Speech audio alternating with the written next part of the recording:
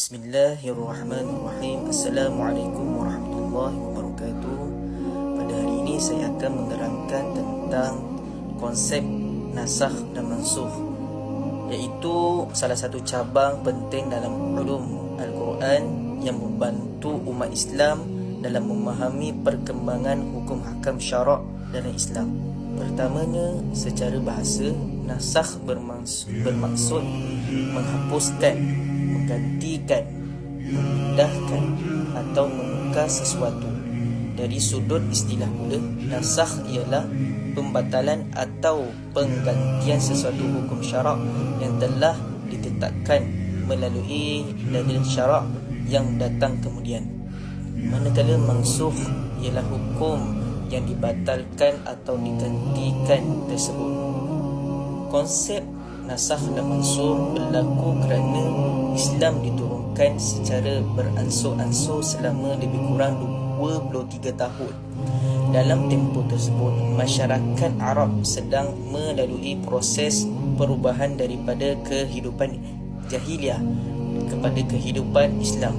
Oleh itu, sebahagian hukum diturunkan secara bertahap agar lebih mudah diterima dan diamalkan oleh umat Islam pada ketika itu. Dalil utama mengenai nasakh dalam surah Al-Baqarah ayat 106 boleh rujuk pada surah Al-Baqarah ayat 106, di mana Allah Subhanahu Wa Taala berfirman bahawa mana-mana ayat yang dimaksudkan atau dilupakan, Allah Subhanahu Wa Taala akan menggantikannya dengan lebih baik atau yang sebanding dengannya. Ayat ini menunjukkan bahawa nasakh berlaku berdasarkan hikmah dan kebijaksanaan Allah Subhanahu Wa Taala. Para ulama telah membahagikan nasakh kepada beberapa jenis.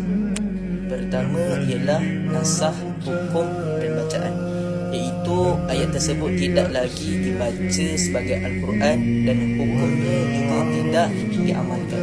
Yang kedua ialah nasakh hukumnya tetapi bacaan kekal, iaitu ayat masih terdapat dalam Al-Quran dan dibaca tetapi hukumnya telah digantikan. Contohnya ialah hukum iddah bagi wanita yang kematian suami pada awalnya setahun, kemudian digantikan kepada 4 bulan 10 hari sahaja. Yang ketiga ialah nasakh bacaan tetapi hukumnya kekal, iaitu bacaan ayat yang tidak lagi terdapat dalam mushaf Al-Quran tetapi hukumnya masih diamalkan, seperti yang disebut oleh sebahagian ulama dalam perbahasan hukum rejam. Antara hikmah berlakunya nasakh ialah menunjukkan rahmat Allah Subhanahu Wa Taala kepada hamba-Nya, memudahkan pelaksanaan hukum secara berperingkat, menguji ketaatan orang beriman serta memastikan hukum yang sesuai dengan perkembangan masyarakat Islam pada ketika itu. Walau bagaimanapun, para ulama telah menetapkan syarat yang ketat untuk menentukan sesuatu ayat itu nasikh atau mansukh. Ia tidak boleh ditentukan berdasarkan pendapat peribadi semata-mata. Sebaliknya, mestilah bersandarkan kepada dalil yang sahih daripada Al-Quran, hadis atau ijma' ulama. Kesimpulannya, konsep nasakh dan mansukh membuktikan bahawa syariat Islam diturunkan dengan penuh hikmah dan mengambil kira keadaan manusia.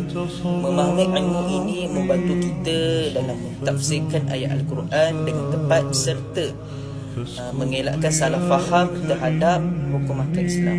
Sekian daripada saya. Terima kasih. Assalamualaikum.